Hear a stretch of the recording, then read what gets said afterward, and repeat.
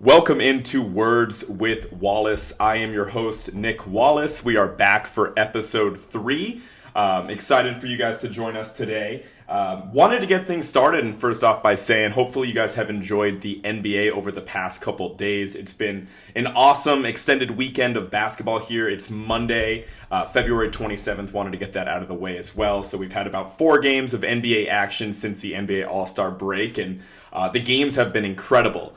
Between the the Kings Clippers games almost breaking the all-time record for most points scored. You had Dame dropping 71 last night. You had a crazy overtime game with the Celtics and the Pacers on night 1. It's been awesome. It's been awesome to see everybody for the most part at full health and full strength. And I think that just kind of goes to show why it would be really awesome if the NBA ever decided to shorten its season. To see these guys, play on, full rest, everyone's healthy. It really highlights that the NBA season's way too long. 82 games is far too many. We're only a couple days away before all the load management struggles kick back up, and so it's definitely a pipe dream to say that I'd love to see the season shortened so we get more weekends of NBA action like what we've seen, the past couple days. But realistically, it's never going to happen. It's never going to happen because the owners and all the teams would have to sign off on essentially punting, whatever it may be, 15 to 20 games of revenue just for the sake of player health and making it a better product overall. It's going to stay at 82 games, but I wanted to just highlight how awesome the past couple days have been before we get into the nitty-gritty of the episode here. So we're going to be trying something different today. I know that this is mainly an audio podcast, but we are actually going to be tier ranking all of the teams in the NBA. We're going to try to get through all 30. Depending on how I'm doing on time, I may break it up into the Eastern Conference into part 1 and do the Western Conference in part 2. I don't want it to go too long, so we'll see where we end up on that. But again, I know most of you guys are going to be listening to this on Spotify, Apple Music, wherever you get your podcast, but I do post the video of Facecam video normally, but today I do have a tier maker up in front of me. We have 6 different tiers here, and I will explain what those mean in a minute. So there is going to be a visual element to this week's episode. Hopefully you guys enjoy it. Definitely check out the podcast at Words with Wallace on Facebook or YouTube, and check out the videos that I post there. If you are checking it out on YouTube or Facebook, let's address the elephant in the room, shall we? There is a large watermark on the screen. I use a lot of different software that I'm figuring out. I'm in the early stages here, and many of them do have watermarks, and so I didn't think it was going to be a big deal, and it definitely it definitely takes up most of the screen. If you have a problem with it, I'm sorry. We're not at that level yet. We're not at that level to just pay for everything, quite yet. You guys can do your part by sharing the show, telling a friend. Before you know it, I'm a full-time influencer. I got a code for water bottles. I'm advertising hair gel. What up, sign me, Old Spice, whatever have you. Anyways, just wanted to address that. I'm sorry, it does get in the way a little bit, but we're going to rock and roll with it either way. And without further ado, let's get things started, man. We got a lot of teams to cover, and let's go through and explain these tiers first. So the reason why I wanted to do a tier ranking for the NBA teams is I felt like this would make the most sense to, logically address where each team is at. I wanted to focus, not necessarily just anyone can pull up the standings and the records of the teams and evaluate where they're at and who you may think has a chance to win the title or whatever. But I am trying to kind of evaluate the, longer term future of all these teams. Obviously contenders is represents, who can contend for a championship in this current 2023 NBA season. But beyond that, I am taking into account the age of the players on the teams, in some cases, what their draft assets look like.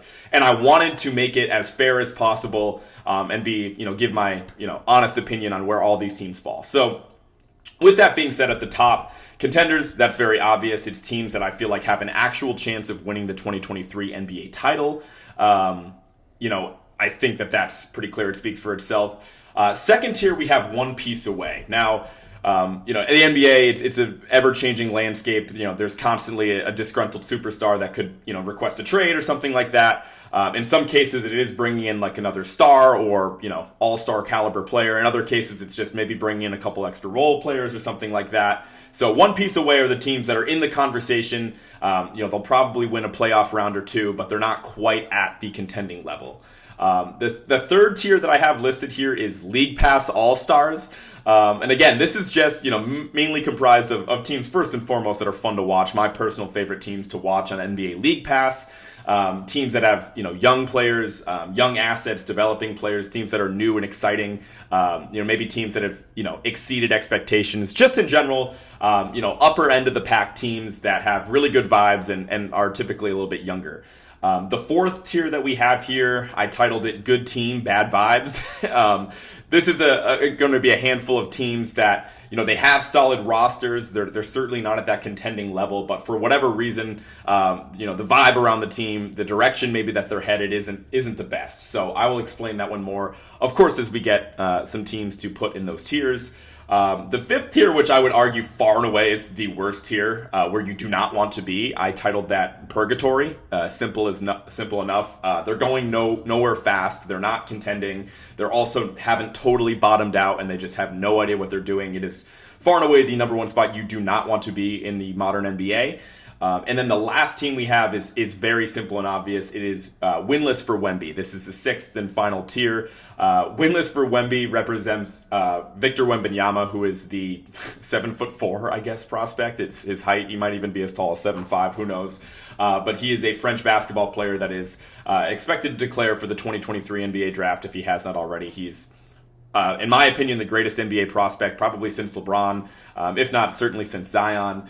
He's incredibly talented. He's, what every team is bottoming out in hopes of landing him. Of course, with how the NBA, lottery system works, only the top three teams, I think that they have, roughly a 15% chance of landing him, Victor Wembanyama, that is, if they were to land the first overall pick. But it's really, there's four teams that have far and away bottomed out this season and are going to have, three of them are going to have the best chance to get Wembanyama. That fourth team will have a slightly lower percent chance. I think it's actually 14% is the highest you can get at getting Wembanyama. So, that's pretty obvious as well. So, without further ado, let's get into it. Let's get into our first team on the board here. I did go by conference, so we're starting off with the East and more specifically the Atlantic Conference. And we're going to get things started with the Philadelphia 76ers. So, this was a tricky one for me at first, but I ultimately landed on one piece away. Now, maybe there's some recency bias to watching them make a pretty decent comeback against the Celtics the other day in the Saturday primetime game on ABC. They came back a little bit, but ultimately the Celtics came out on top, and I do just feel like they're one piece away. I didn't absolutely love their trade deadline. I think them giving away Thibault and getting back Jalen McDaniels, it seems like kind of a lateral move for the most part. I don't think that made them that great. But in general, I just worry about their guards, defensively. For the most part, like when Harden and Maxey are out there together, they're really not stopping anybody. And it's obviously a guard-centered league. If they play against Boston, they're going to have a tough time, keeping pace. It's really two polar opposite teams. Obviously, their half-court offense is pretty great with Harden and Embiid and their unstoppable pick and roll. Embiid's been on fire this season. He's averaging, 33, 10, and 4. But ultimately, I don't think that they can beat Milwaukee or Boston in the series, and I don't feel like they're a real contender for that reason. So I'm going to put them in one piece away, but they're likely at the top of that tier. So moving on here to the New York Knicks. This was also kind of a tricky team to rank. I ultimately settled on League Pass All-Stars. I think that lately they've been on fire. I mean, they're 8-2, or actually now with the win over Boston, they're 9-2 in the month of February. So they've been rolling lately, and I think above all else, they're a testament as to why, it sounds kind of dumb saying it out loud, but signing good players is typically a good thing. Like, there was a lot of talk of if they overpaid for Jalen Brunson and what that contract number looks like, but the cap is going up. The cap is going up. The TV deals are just going to keep getting larger and larger. And, by the end of Jalen Brunson's tenure, if he ages well, which I'm sure he will, with how much skill he has, that's going to look like a fantastic contract. And he has been a revelation for that team. He's been awesome. Julius Randle has been, incredible again, making the All-Star team and having a major bounce back season after last year. I think a couple things to look for is, for them to move up into the next tier, which would be one piece away. I'd like to see RJ Barrett make more of a leap, or for them to go out and sign another big free agent. They're still relatively thin. They have Tibbs as their head coach. And he doesn't like to play the bench very much. And, one of their younger players in Obi Toppin is actually kind of falling out of the rotation as we speak. So just a couple things to keep an eye on with the Knicks, but they've been on fire. And this was a big win against the Celtics tonight that I'll touch more on in a later podcast, I'm sure. But 9-2 in February, I feel like they're in the League Pass All-Stars because they're very fun to watch. So moving on to the Brooklyn Nets. They are a team that, I know I've said this 3 times in a row now, but again, was pretty difficult to rank because they are an entirely new team based on what we saw before the trade deadline. Of course, trading away Kevin Durant and Kyrie Irving in consecutive days, essentially. They have an entirely new roster. I think that, I would put them in the League Pass All-Stars because they're kind of fun, but they have one massive problem, a 6'10" problem that can't shoot.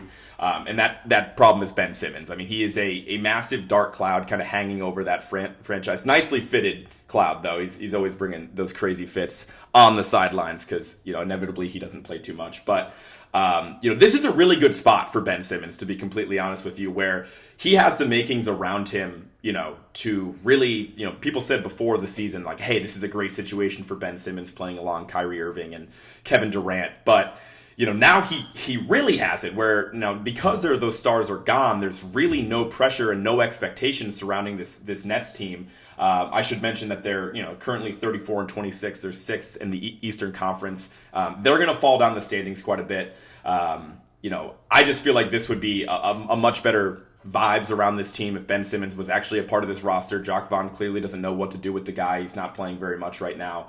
But they have a lot of wings. They have so many wings. I actually suggested a team name, maybe like a bird of prey instead of the Brooklyn Nets, maybe like the Brooklyn Condors. I think that would go crazy, frankly, in my opinion. They have Mikal Bridges, Cam Johnson, Royce O'Neal, Dorian Finney-Smith, Joe Harris, Yuta the Shooter.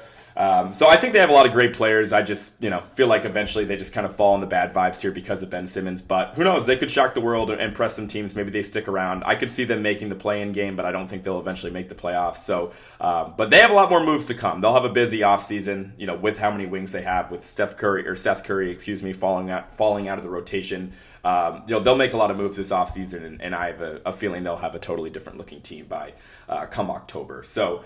With that being said, let's move on to the Raptors. Currently the Raptors are sitting at 30-32. They are 9th in the Eastern Conference, and I think I have to put them in good teams, bad vibes as well.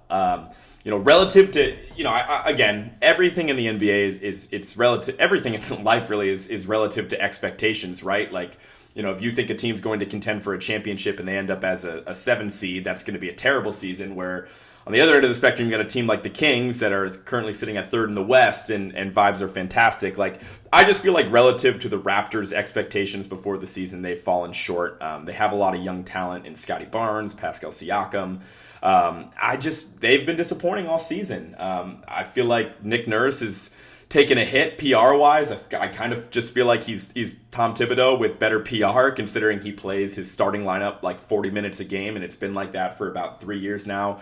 They're running a lot of miles on Scotty Barnes, Pascal Siakam, Fred VanVleet, but they're not really developing anybody off their bench. They're really thin at guard.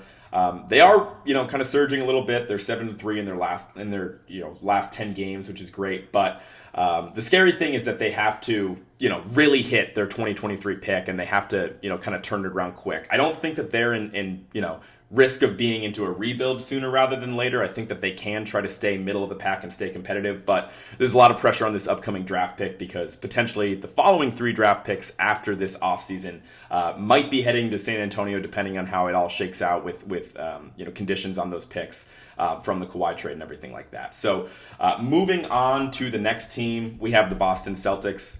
This is an easy addition into contenders. They're 44-18 now. I believe they're still first in the Eastern Conference, even after the loss to the Knicks tonight. The Bucks may have passed them. That's all I'm really going to say on the Celtics. They're an easy addition to contenders. Reason being is that my good friend RJ Razaza is going to be joining me next week, and we are going to be talking C's, Celtics vibe check. So we will be talking about that more. Then I don't want to say too much on the Celtics as of right now. So with that, that's kind of where the Atlantic Conference falls. It's been a pretty strong conference overall this season, or pretty strong division overall this season. And let's move on to the Southeast. So we have the Charlotte Hornets next, sitting at 19-43. They're second to last in the Eastern Conference. This is a very obvious addition into, and our first addition into winless for Wemby. So there's really not much to say about Charlotte. I mean, it's nice that LaMelo's back and playing a little bit now. He certainly doesn't seem like a happy camper there. Feel like that should probably be their focus moving forward, is to just keep LaMelo Ball happy, make sure he doesn't make history and be the first person to turn down the rookie max extension, which I think is possible just kind of based on the vibes in Charlotte. They did kind of catch a bad break this offseason. I mean, people don't talk about it. I mean, Miles Bridges is an all-time bad dude, and of course had a domestic violence incident that sufficiently ended his NBA career, and the Hornets made a great call of pulling the plug on him, and rightfully so. But that being said, he was their second most valuable player far and away, and I think that they're feeling that a lot. I mean, the Gordon Hayward contract was laughable at the time. It's still laughable.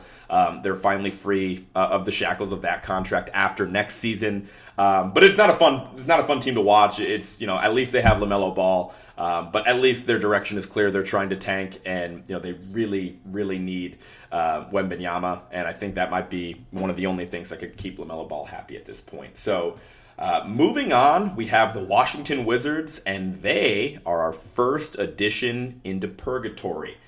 Not where you want to be, just as a friendly reminder. Currently, the Wizards are 28-32. They're 10th in the East. And, what do we do now is kind of the question that you're asking yourselves if you're a Wizards fan. You paid Bradley Beal in the offseason. I don't necessarily hate that move because you don't want to end up like the Mavericks and just have a top-level player just kind of walk for nothing. I think you kind of have to re-sign Beal just to keep him as an asset. Beal made it pretty clear he wanted to stay in Washington, mainly just to get that maximum contract extension, which he eventually got. The difficult thing now is that, you're certainly not competing. You're 10th in the Eastern Conference. I mean, Porzingis has played well, and I like that move. I think that's the silver lining, but now is the time to hit the button, man. Nuke the team, rebuild entirely, move on from Beal. If you can re-sign Porzingis, I believe his contract is up after this season. I think you do it, and then you try to move him into smaller assets or, future first-round picks. Preferably, I don't know exactly what the market value for Kristaps is, but I do think that they benefited from making that trade. All they gave up was Spencer Dinwiddie and Davis Bertans to acquire him halfway through last season. So, it could be worse. At least you have two relatively fun players to watch. It's really tough that Johnny Davis, the 10th overall pick out of Wisconsin, I want to say, of this past year's draft is just, he's on the milk carton, right? I mean, that guy is nowhere to be found. They got to be haunted by the fact that Jalen Williams and Ochai Agbaji out in Utah are just a couple picks after Johnny Davis. If you're in that middle stage, you really can't afford to miss on a draft pick like that, where 2 weeks in, it was pretty obvious that things weren't. The PR around Johnny Davis has been pretty terrible over the past couple, basically since he got drafted. So that's tough for the Wizards. They're an easy addition into purgatory, and I think I've said more than enough on Wizards. So moving on to the Miami Heat. This is kind of a tough one. Miami was one of the most difficult teams to rank, and purely out of respect for them, I actually landed on one piece away for the Miami Heat in our second tier in one piece away. They're 32-29. They're seventh in the Eastern Conference. And I think that they're probably a big piece away for what it's worth. But, man, they're the definition of a team that nobody wants to play. We forget. I don't forget as a Celtics fan, and I'm sure many of you watching this don't forget either, that Miami was one Jimmy Butler shot that I thought absolutely 100% was going down away from competing for a championship against the Warriors in the finals last year. So, right now, obviously, they're 7th place in the East. They haven't had a great season, but they still have Jimmy Butler. They still have a crafty front office. They still have Bam Adebayo, who's been fantastic this season, just like he was last season. Of course, they're the team that got Kevin Love. Like, duh. Of course, they luck out and they get Kevin Love, which I'll talk about more in a little bit here when we talk about the Cavs. But that's going to be a blessing for them. Kevin Love isn't going to have to do much on defense with the presence of having Bam right next to him. He's still able to space the floor. He's still able to rebound the ball. And he adds a lot of size for Miami, which I think they needed. I mean, they've been playing, I think Caleb Martin has started a lot of games technically at the power forward position for them throughout the season. He's like 6'5", 6'6". So they don't have a lot of size out there, but they fight hard. They're a team nobody wants to play. I'm praying to God that the Celtics don't find their way to the Celtics in round 1 of the playoffs. But I do respect Miami a lot, so I stuck them in one piece away. So with that, let's move to one of my favorite teams and the easiest addition to League Pass All-Stars in the Orlando Magic. Again, they're in our 3rd tier League Pass All-Stars. Now, that might be surprising to some that haven't watched the Magic because they are 25-36. They're 13th in the Eastern Conference right now. But man, they are so fun to watch. I think they'd probably be my favorite team to watch this season. I definitely find myself gravitating them more than most on League Pass. I mean, they're just a freaking weird team, dude. Like, they have, Paolo has been incredible. Of course, they have the 1st overall pick of this past year's draft, who's been, that looks like a home run. I mean, they got the pick right from what we can tell. It's been awesome. But they have so much length and size with Franz Wagner, obviously Paolo, Bol, 7'2", running around, basically playing the wing position out there. Jonathan Isaac has been back, for the first time in 2 years, been playing really good. Of course, they have Wendell Carter as well. They're one of the few point guard needy teams in the league. I'd still put them in that bucket, even with, kind of the Markelle Fultz resurgence we've seen over the past couple months of the season. But they're an extremely fun team to watch because they are so tall. They do play so hard. I think they have 2 really great stars and really great wing players in Franz Wagner and Paolo Banchero. I wouldn't be surprised if next year you start getting some weird Celtic comparisons to them, just because they do have 2 really dominant wing players like the Celtics have now in Tatum and Brown. So maybe a younger, taller version of the Celtics is a best case scenario for the outlook of the Magic. But they're a really fun team. It might have been cool to see them get a guy like Fred VanVleet at the trade deadline just to kind of solidify the point guard position. But then again, I'm sure they're happy with their spot at having like the 5th or 6th best odds at getting Wemby if they could get blessed and luck their way into another giant on the team. I don't even know how that would work out, but it would be a lot of fun for Orlando. So love watching them. Easy addition to League Pass All-Stars. So moving on here to the Atlanta Hawks.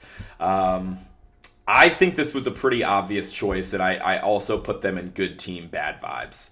I think that bad vibes are kind of the story of Trae Young's career, kind of off the court anyway. I mean, on the court, he's still an incredible player. But, the Hawks are 31-30. They're 8th in the East. And they've had 4 coaches in 5 years. I mean, they just, as of yesterday, they signed Quinn Snyder to a multi-year deal. I think that's a guy that can add some certainty to the coaching room can certainly add some experience as well. I think from what on the surface it looks like a great signing, but there's a lot to fix there. There is a lot to fix, but there's also a lot to be optimistic about. I mean, they have 9 real guys in their rotation. Like, I was just kind of looking through and I was like, man, they're still really deep. And they made a really great trade at the trade deadline, getting Saddiq Bey for a bunch of 2nd-round picks. Like, now they have another wing. Like, maybe at some point, the amount of depth that they've had over the past several seasons actually is kind of leading to why the locker room is so unhappy, because they have so many guys out there that are worthy of getting real NBA minutes that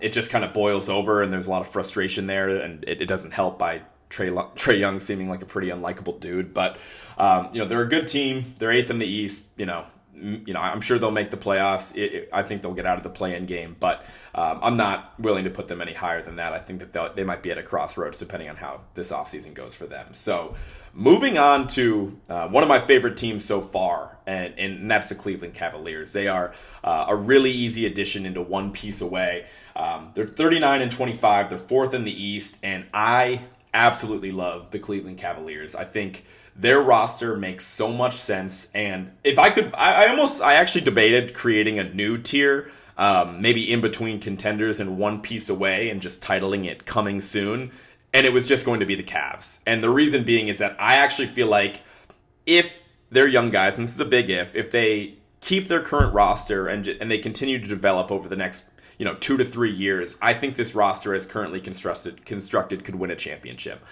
That's how high I am on Donovan Mitchell. That's how high I am with the backcourt pairing of him alongside Darius Garland. And that's how high I am on Evan Mobley. I think the team makes sense. I think it's not a problem whatsoever to have two ball-dominant players in Donovan Mitchell and Darius Garland because they are such good three-point shooters that they, attract the defensive pressure even when they're off the ball. They're extremely fun to watch. I think that really the only negative thing I can say about the Cavaliers is it really pissed me off that they just kind of bought out Kevin Love.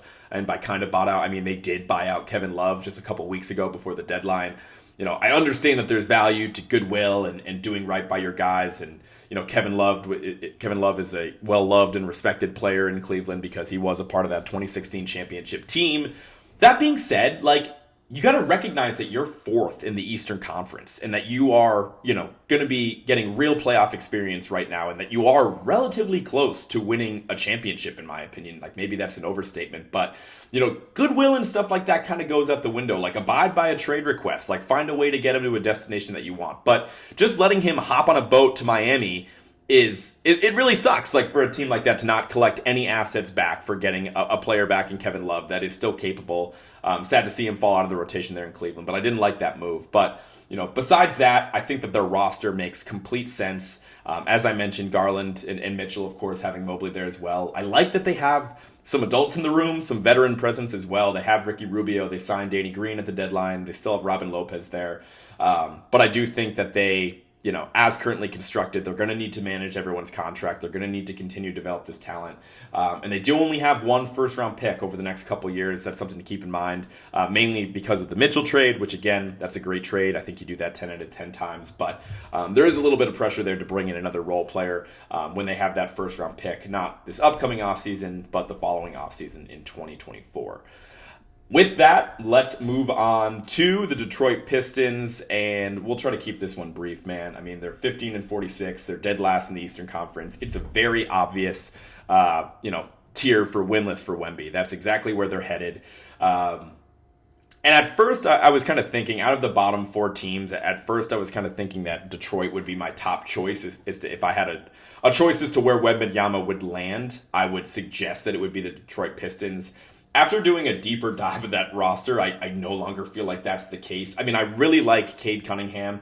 It's pretty disappointing that he really hasn't played at all this season. He's going to be out the rest of the year. But I think that they have a really strong backcourt in Cade and Ivy. I think it makes sense that they've been willing to take flyers on two different players that were labeled as busts after being second overall picks in the NBA draft in Marvin Bagley and James Wiseman. So I do feel like there's some things to be excited about, but it doesn't make sense that they traded away Saddiq Bey. I don't understand that at all. All you collected was a couple different second-round picks back for a 23-year-old guy, and really one of your only players that plays the wing position at all.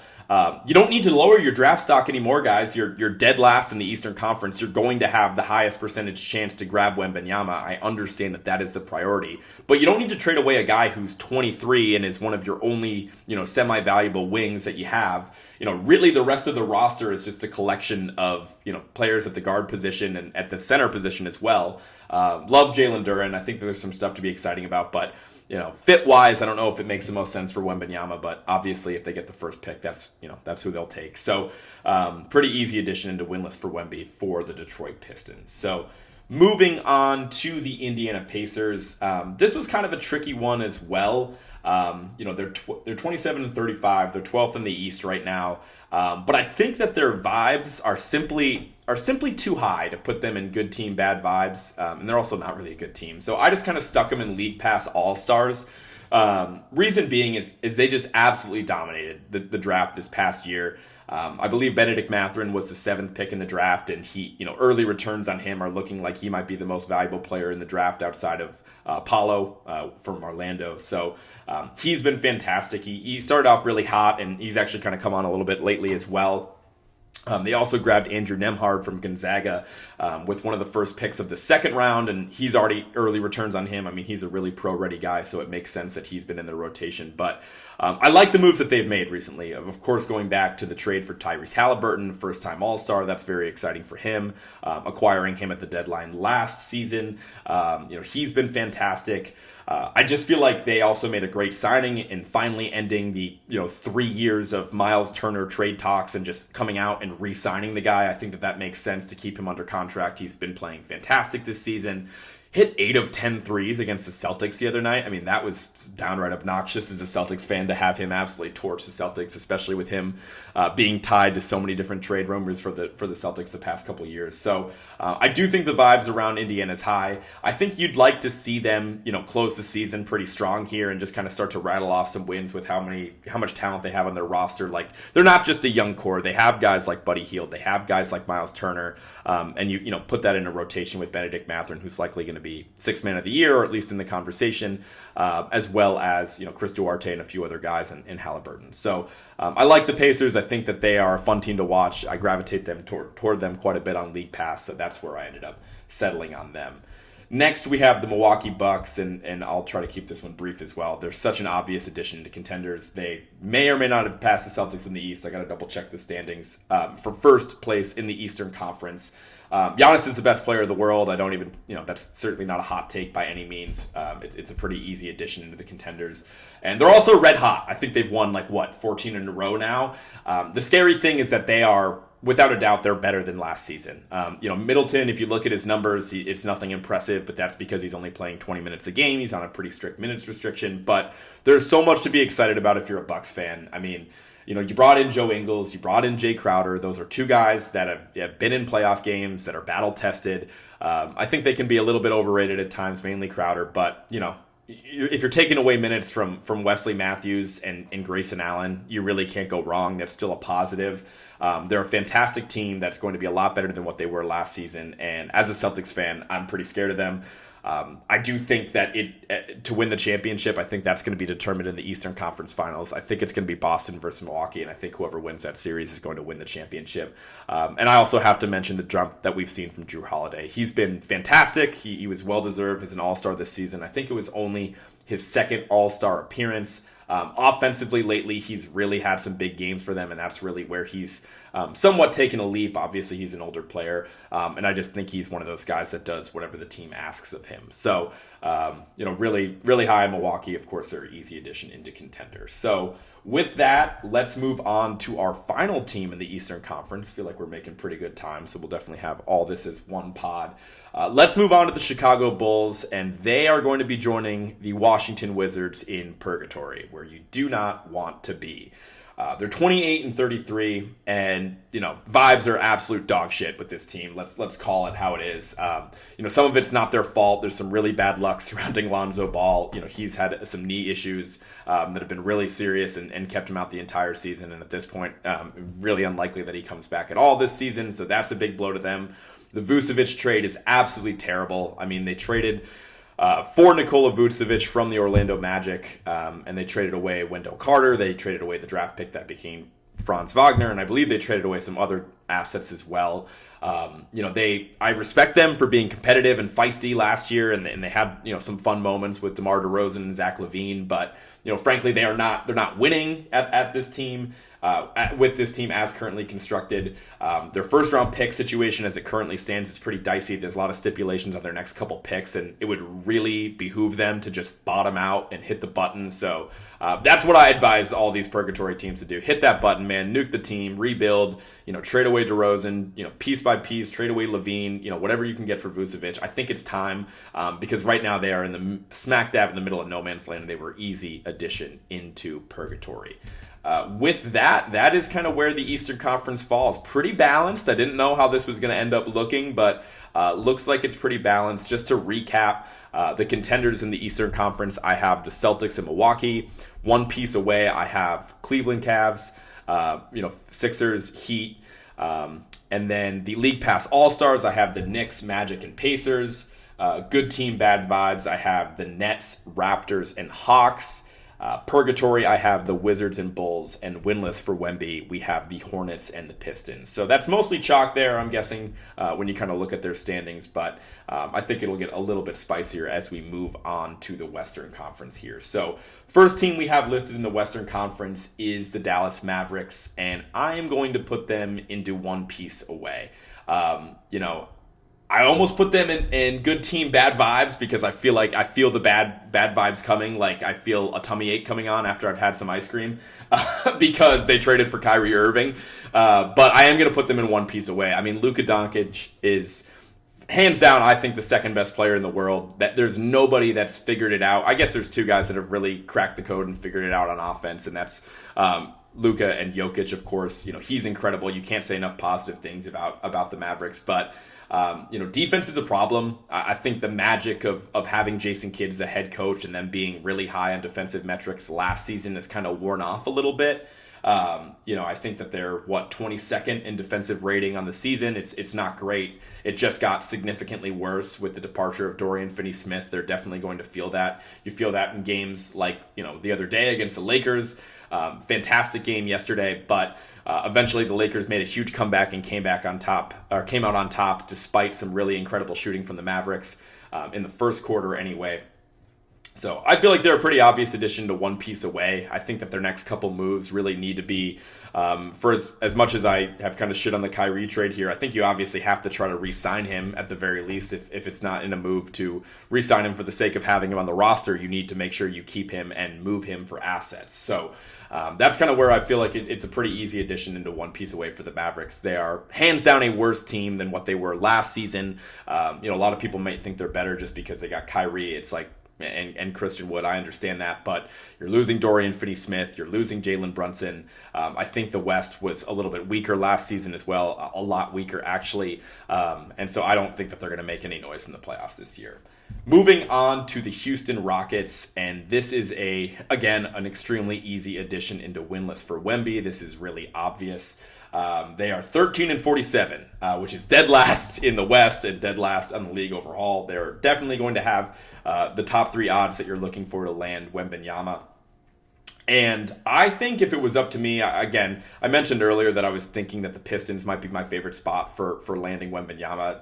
I was stupid to even think that for a second. It's clearly the Rockets. I think if you're a Rockets fan, unlike these other teams in this tier, you actually have some things to be excited about, whether you get Wembanyama or not, because they have, a young core. They have a young core in, Jalen Green. They have Jabari Smith. They have Sengun. They have Tari Eason, who are guys that I think that are obviously super young and guys that you can build around. I think that they make sense roster construction-wise. The number one thing I would say is, good God, if they get Wembanyama, you need to make sure Kevin Porter Jr. is nowhere near that team next season. I'm not entirely sure what his contract situation looks like for next year, but I like Kevin Porter Jr. He's an absolute hooper. He's super fun to watch, but he does not help your team win. He keeps the ball out of the hands of Jabari Smith and Jalen Green, and if he does it to Wembanyama, I'm going to lose my mind. But that is a team that could get really, really good really fast if they just, get Kevin Porter Jr. They just cut him after the season. I think they can do so without really suffering any consequences. So they'll definitely likely, and they should make that move either way. But bringing in Wembanyama to that core would be super exciting. And even if not, they have a lot to be excited about in the development of Jalen Green and Sengun this season. It's been a lot of fun to watch. Real quick on the Rockets, too, I have to say this because they made a cameo last night in helping support Damian Lillard's 71-point game.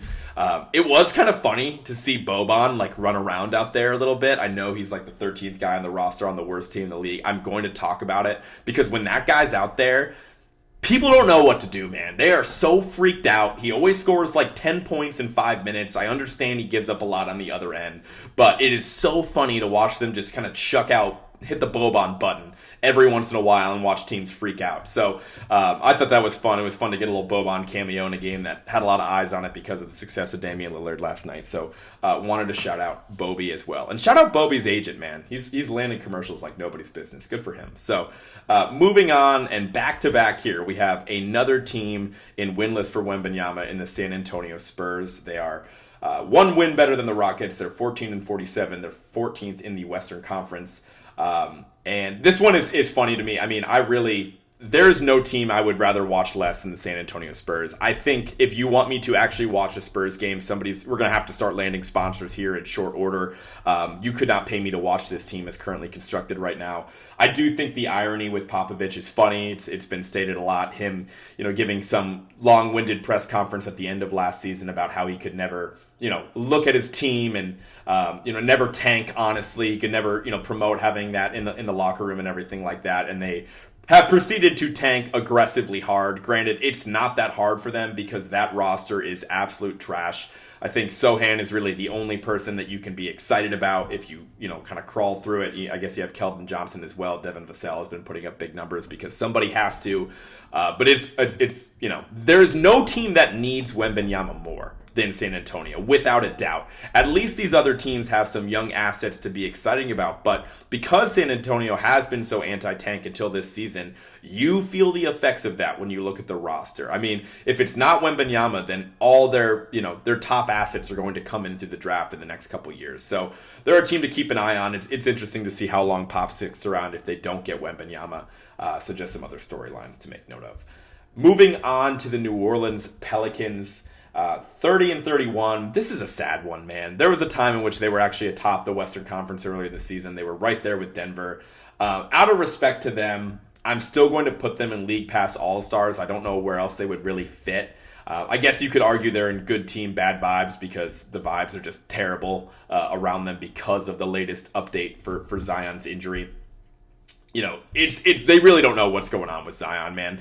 There's been another setback. He's out another extended period of time. I think at this rate, there's only 20 games left in the season. We're really 3/4 of the way through. With a guy like Zion, you probably just shut him down again. The positive, the silver lining is that they finally have Brandon Ingram back. Brandon Ingram and Zion have only played 12 games together all season. But BI has looked really good the last 15 games. He's averaging 25 points per game. They have a really good team, man. We just haven't seen it yet. We haven't seen Zion and Brandon Ingram healthy. I was hoping this was going to be their year. The short sample size we have of them being relatively healthy, they were atop the Western Conference, and that was even without Brandon Ingram. They're super deep. They have a ton of wings. I don't really understand the move that they made to acquire Josh Richardson at the trade deadline. They already have a lot of wings in Herb Jones. They have Brandon Ingram, a few other guys as well. So I just didn't really understand the need to pick them up. Trey Murphy, dunk contest participant as well. Anyways, I think it's pretty sad, but it's probably a wrap on the season for the Pelicans. I don't think that they'll even make the play-in game. But I think next year they could make a lot of noise. But next year is going to be, the big judgment time for the Pelicans and seeing how they actually, stack up and seeing if Zion can actually stay healthy. And if not, they're going to have some tough decisions to make. Moving on to Memphis, and they were a pretty easy addition for me into one piece away. They're 36-23. Some would argue that they're a contender. They're second in the Western Conference. Newsflash, I don't like them. That's not a very hot take these days because they've gone above and beyond to put a target on their back between different interviews and off-the-court storylines and this and that. I mean, I don't think there's anybody in the league more unlikable than Dylan Brooks. I can't freaking stand that guy. But looking past my personal opinions on the roster and how it's constructed, they have some very real concerns, very notably ever since the Shannon Sharpe on-court incident during a primetime game. I think it was against the Lakers. They've been 5-10. They're 5-10 in their last 15. Granted, most of those games have been without Steven Adams, but I don't really think that excuses the problem because the problem that they had is their half-court offense. It's terrible. I think that they are a team that, because they are so young, because they do have some solid depth, that they're really well constructed for the regular season. They take every game very seriously. They play very hard. But once the playoffs start and the pace slows down and half-court offense becomes more important, they don't really have a guy to create their own shot. I mean, obviously, Ja Morant, if him, turning himself into a missile and just projecting himself at the rim isn't successful, I don't really know what their backup plan is. Bane has certainly increased his scoring output, but he's still just kind of more of a movement shooter at this point. It would have been cool to see them, instead of targeting a guy like Luke Kennard, who obviously helps space the floor, who they acquired from Los Angeles Clippers at the deadline. It would have been cool to see them go out and get a guy who I have to imagine is on the market. We haven't got to Utah yet, but a guy like Jordan Clarkson could be a great fit. It's like a heat check guy off the bench and someone that could ignite his own offense for Memphis. I think that would have been really beneficial and maybe could have even put them in the contender zone if they had got a guy like that. But they put a target on their back, man, and now everyone's playing hard against them. Frankly, they should have lost the Minnesota series last year in the playoffs if Minnesota didn't make all the same mistakes that the Grizzlies made at a higher level. So I'm just not high on Memphis. I don't think it's going to shock anybody if they get bounced in the second round. I think that's kind of their destiny for this season. But there is still a lot to be excited about with the amount of young talent on the roster. Moving on, we have the Denver Nuggets, who are 43-19. They are first in the Western Conference, and for me, this was a no-brainer and another addition into the contender tier, the top tier that we have here. A lot of people are maybe a little skeptical on Denver, maybe not as much as what there were before the season, because we just haven't really seen them have playoff success yet. It's a totally different roster than what they have last year. I guess not a totally different roster, but it's a totally different team anyway, just because of the additions or the return of Jamal Murray and Michael Porter Jr. Mainly Jamal Murray. If you get 85% out of what you got from Jamal Murray during the bubble season, if you get that in this year's playoffs, they could be coming out of the West. They are my pick to come out of the West. I think that they had a sneaky, really great trade deadline as well. For those that don't know, they did send away Bones Highland in a couple different deals. They also brought back Reggie Jackson and Thomas Bryant. Thomas Bryant is a key addition there. He's a center that they picked up from the Lakers. Really because their glaring weakness is their non-Jokic minutes. It's still not going to be pretty, but it is going to be so much better now that they picked up Thomas Bryant, because he is going to be eating up DeAndre Jordan's minutes. DeAndre Jordan is a corpse at this point. Loved DeAndre Jordan when he was in his prime about a decade ago, but he is one of the worst players in the NBA currently and was getting real minutes for a Denver team that was still somehow sitting atop the Western Conference. So Thomas Bryant does give them some floor spacing. He gives them a lot younger legs. They are going to be able to survive those non-Jokic minutes a lot better. And Murray and Porter Jr. are still steadily improving each and every game here. Aaron Gordon's having a career year. They are contenders, and they are my pick to come out of the West. And we'll talk about who they'll be likely facing in the Western Conference Finals in a little bit here. Moving on, we have the Minnesota Timberwolves, who I'm repping with my t-shirt here today. They are 31-32. And for me, it was kind of a no-brainer that they are headed into good team, bad vibes. There are some things to be excited about with Minnesota. That much is obvious. You have Anthony Edwards. You have the Hustle movie. Fantastic film. If you didn't watch it, Anthony Edwards was great in that movie. Obviously, I think that the silver lining for the Timberwolves this season, if I really had to pick one, they're staring down the barrel of not being in the playoffs. They'll be in the play-in game. I don't even really like their chances in it. Their silver lining is that their front office has a semblance of an excuse, because Cat has been out for basically, 3 months now? And at this point, it's still not clear if he has a timetable. People are still saying he's going to return at some point this season.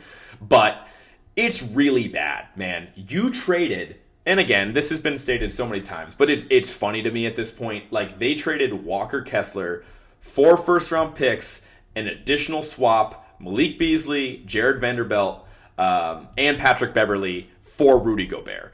If they could just undo the trade, Utah wouldn't even give you Walker Kessler for Rudy Gobert to trade back straight up. Like, that's how bad it is.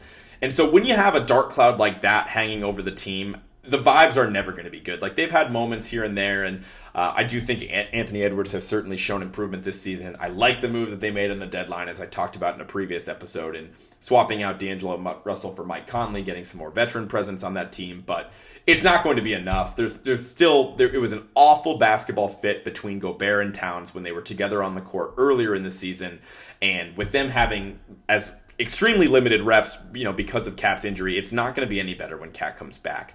That front office is terrible. They made a terrible move in the offseason, and the only silver lining is at least they get to make an excuse for this pathetic season by saying that, hey, we didn't have Karl Anthony Towns. We didn't have our second best player. So something to be mindful of, but I would not be scared of seeing Minnesota in a play-in game, and certainly not scared of seeing them in the first round.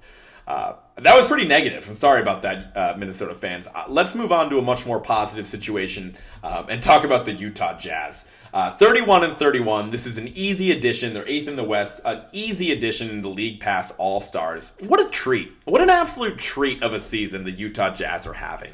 They just hosted the All-Star game in Salt Lake City. They had an All-Star. I mean, I'm not a betting guy, but can somebody please tell me what the odds were before the season of Utah Jazz having an NBA All-Star? Like, I'm sure that they didn't even exist because that's how improbable it was that Lauri Markkanen made the All-Star team.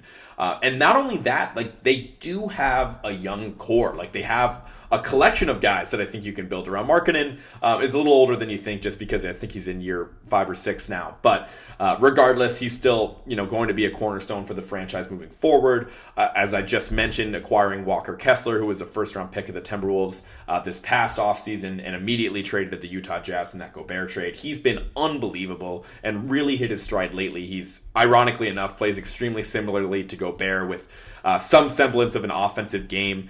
He's an incredible rim protector, a great rebounder as well. And then they also have guys in Colin Sexton, and then the other rookie that they drafted that hasn't gotten as much publicity. I guess he actually came over in a trade from Cleveland. I think he must have been in that Donovan Mitchell trade. Ochai Agbaji's been a fantastic 3-and-D option for them. He's young, he plays hard, he's been shooting the ball well lately as well.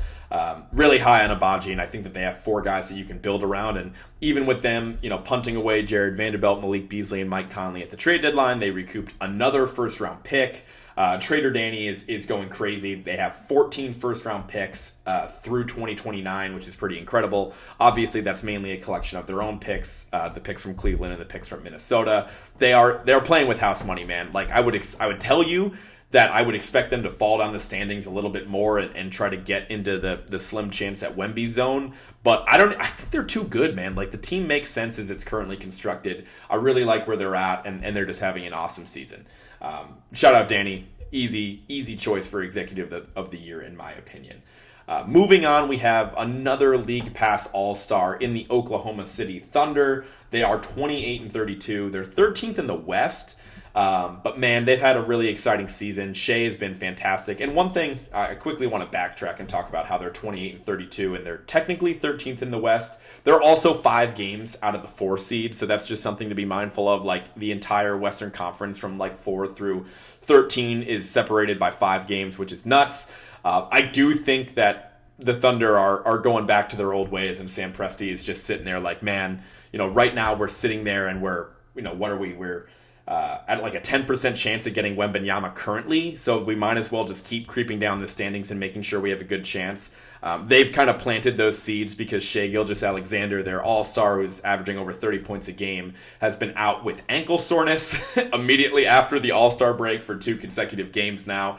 I would expect a little bit more occurrences like that as they pull Jalen Williams and Shai Gilgeous-Alexander out of the lineup. But even in a year without Chet, they're playing fantastic. They have an incredible 5-man young core in Shai, Chet, Josh Giddey, Jalen Williams, and Lou Dort. They've been a really exciting team to watch, obviously when all those guys are playing. And you have to be really excited as a Thunder fan. I don't even know how many first-round picks that they have, but it's 1 million. And they should have at least a slim chance at landing Wembanyama, or at least a top pick in this upcoming draft as well. Next, we have the Portland Trailblazers, and this is putting me in a bad spot, frankly. Coming off of Dame's 71-point performance, for me to just be like, yep, they're in purgatory, but that's exactly what I'm gonna do.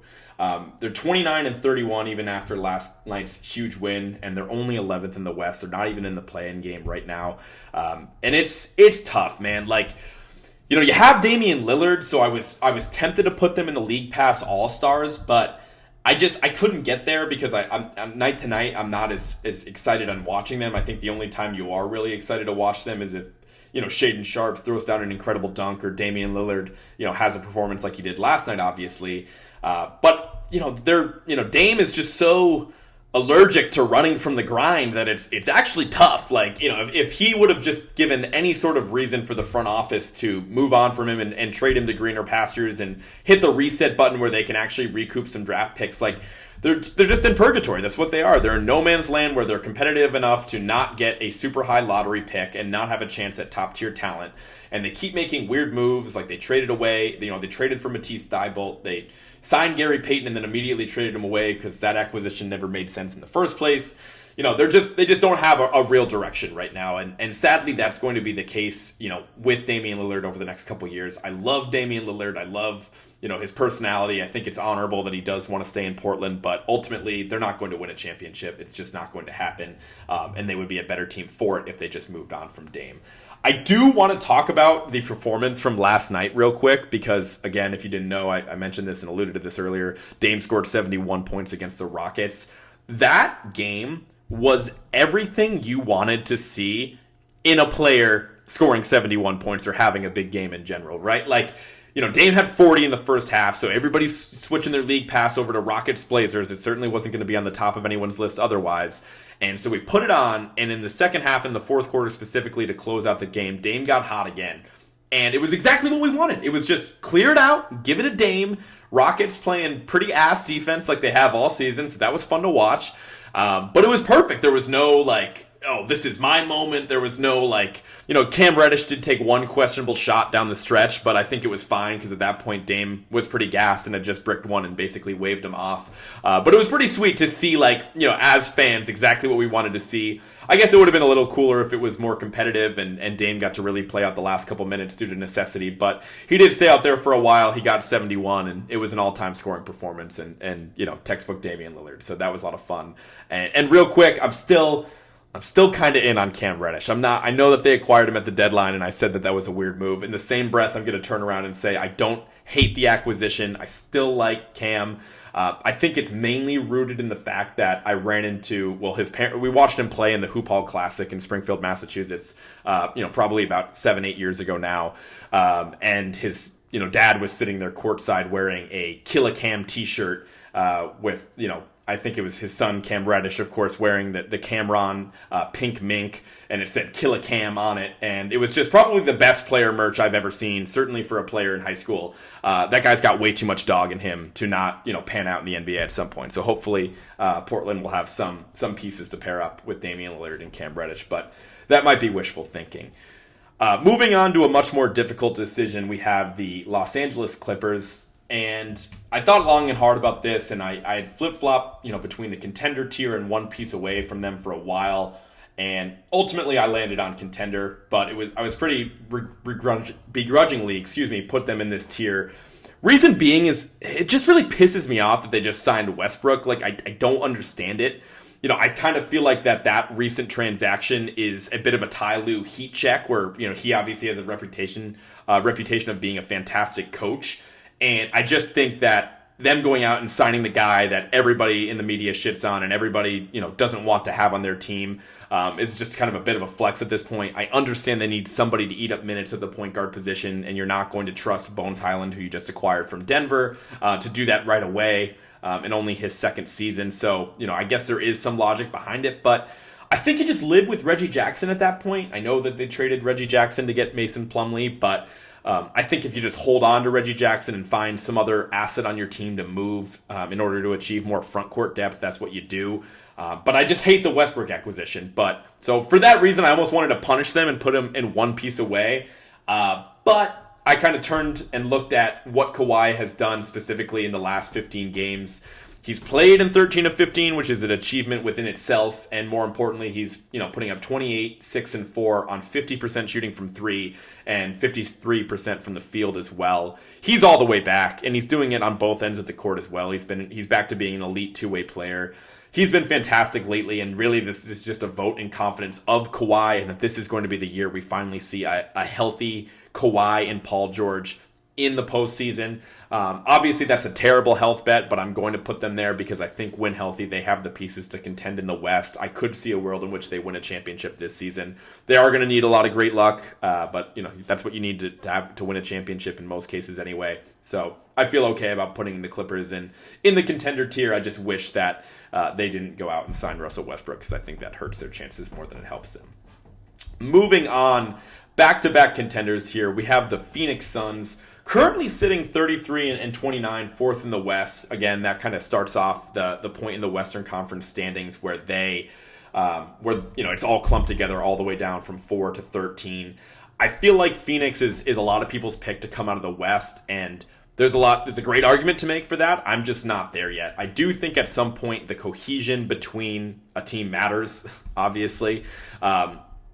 Despite that being the case, I think that Kevin Durant fitting alongside Chris Paul, Devin Booker, DeAndre Ayton, and some of the depth that they have coming off the bench is as good of a basketball fit, as good of a home run basketball fit as you can get. I just can't get them to the point where I put them ahead of Denver.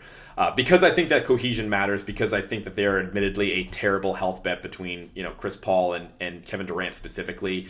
But, the other side of the coin is just that I am so excited to see what this team looks like at full strength. It's going to be unbelievable to watch. For me, the most fascinating part is going to be watching Chris Paul as like a fourth option on offense. Like for him to have Devin Booker, Kevin Durant, DeAndre Ayton, who's been playing really well lately, alongside of him, like it might unlock a part of his game, and he's already bounced back a little bit in the last 15 games. I want to say CP's put up 15-9, which is much higher than his numbers previously in the season. His shot still hasn't come all the way back to what you would expect from Chris Paul. And in that same stretch of games, Ayton's been putting up 23 and 11. So the return of Devin Booker has done wonders. I think that's a main reason as to why you've seen a little boost in CP's production. And the burden on his shoulders is only going to be lightened further once Kevin Durant actually starts playing for this team. So they're a contender. They're not quite my pick to come out of the West right now, but they're going to be a lot of fun. And they're going to, I really hope we get a Western Conference Finals between Denver and Phoenix. I think that would be a lot of fun. Moving on, we have the Sacramento Kings. They are 35 and 25. That is good for third place in the Western Conference. They've distanced themselves from Phoenix. And I really have three words to say on the Sacramento Kings. Light the beam. Light the beam, baby. I love the Kings. I think that the Kings season has, with that, let me rank them real quick. I say all that just to put them in League Pass All-Stars, which is kind of disrespectful for them being third place in a loaded Western Conference. But I think that's where I have to leave them because I don't think that they're a real threat to win the title, and I don't even think that they're one piece away either. But let me just kind of backtrack and sing the Kings' praises a little bit. They've been such a fun team all season. They can score the shit out of the basketball is what it comes down to. They're first in offensive ranking, so that they play at a very high very fast pace. They know how to score the ball. They're only 25th in defensive rating, which makes sense when you take a look at their roster. But they obviously cut a lot of flack for at the trade deadline last year trading for Sabonis and trading away Tyrese Halliburton, who's obviously been young and he's young and incredible and an all-star in his own right over there with Indiana. But it does. It did unlock an element to De'Aaron Fox, of course, who is a first-time All-Star. They're a super exciting team to watch. I love what they've done. And, of course, the light the beam gimmick, for those that don't know, they shoot a giant purple beam into the sky from the Golden One Center every time they win their home court arena. And it's freaking sick. And I really just think that this entire season might be just a result of the best marketing that I've probably ever seen from an NBA team. The whole league is excited about it every time they win. I love saying light the beam. And it's really awesome to see, the Kings have as successful a season as what they've had. That being said, they're the 3 seed in the West. I think every team that is, in that conglomerate from 4 to 13 is going to be licking their chops at the idea of getting the 6th seed. If Sacramento stays at the 3, they just are not battle tested. I don't know if anyone on their entire team really has been in a playoff series. I guess besides Harrison Barnes, I forget that he's been there for a decade, basically since leaving Golden State. So they do have, some veteran presence and they have some leadership in the locker room, but their star players haven't been battle tested in the playoffs. And so I'm not expecting them to get out of the first round, and I don't even think they'll be the favorite to get out of the first round. But super fun team to watch on League Pass. Got to be happy if you're a Kings fan. They're going to break the longest playoff drought streak in the NBA, which is exciting. So shout out the Kings fans. I know you're not listening. There's no chance this podcast ever finds the ears of a Kings fan. But if they do, light the beam. Next, we have the Golden State Warriors, currently sitting at 31 and 30. That's good for 7th in the Western Conference. And this was a relatively tricky one. But out of respect, I am going to put them back in the contenders tier. I know I'm kind of speaking out of both sides of my mouth here because I just talked about the importance of cohesion and getting reps in with your guys with the Phoenix Suns, and I'm just going to, go ahead and put a really banged up Golden State team in the contenders. But they have so many reps together with their core over the years that if they're fully healthy, it really would not shock me to make another title run. But I have to admit, right now, it's not looking great. They're obviously at 7th, and, with a couple bad games, they could drop all the way down to 13. They're just fighting an uphill climb because let's go through the list real quick. Steph is banged up. Draymond, I think, is getting an MRI at some point today. I don't know exactly what the exact details of that MRI revealed and how serious that injury is, but he's banged up. They traded for Gary Payton II after letting him walk in the offseason. He signed with Portland. Portland traded him back in a deal for James Wiseman. And they basically found out after initiating the trade that Gary Payton II is banged up, and that actually almost put the entire trade on hold. It turns out that that injury is relatively serious. The exact details aren't fully disclosed, but that was going to be a really big pickup for them at the deadline that might not come to fruition for a couple weeks here. And then, of course, you have Andrew Wiggins, who's, I guess, dealing with some sort of personal/family issues that have kept him out a couple of games, and we really have no information on that. That being said, they're down a lot of guys, and they're in a really tight-knit Western Conference with a lot of playoff-hungry teams. So, this is really the fork-in-the-road moment for them. The silver lining is that, Klay Thompson, if there was any question on his health or his stature in the league, they've been answered. He's been averaging 25 points a game over the last 15 games. He's been fantastic. He's all the way back. Assuming that they do make the playoffs and make another run, you're almost certainly going to be getting more from Klay Thompson than what you got last season, which was, of course, good enough to win an NBA title. I think that this just, they made a really calculated bet on their young guys in James Wiseman, Jonathan Kuminga, Moses Moody, and that hasn't paid dividends yet. Obviously, they cut bait on Wiseman. I think that was the right move. At least they brought back someone in Gary Payton II who can, immediately make a positive impact for them when healthy. But right now, I think that the key and the catalyst of their healthy players anyway is Jonathan Kuminga. They need him to be a real piece of their rotation. They need him to be a spark. They need him to be, an elite defender, which I think for the most part he's been at times. And he needs to be big for them during this upcoming playoff run, where he really wasn't a part of their rotation for most of the series last year. So a lot of pressure on Kuminga there. It could go one of two ways for the Warriors, but I feel pretty good about putting them in the contenders tier when they're healthy. The last team that we have here is the Los Angeles Lakers, fresh off of a really fantastic win against the Dallas Mavericks yesterday, primetime game, which was awesome. I already detailed that they made a really great comeback despite some really terrible shooting in the first half. I am going to put the Lakers in one piece away.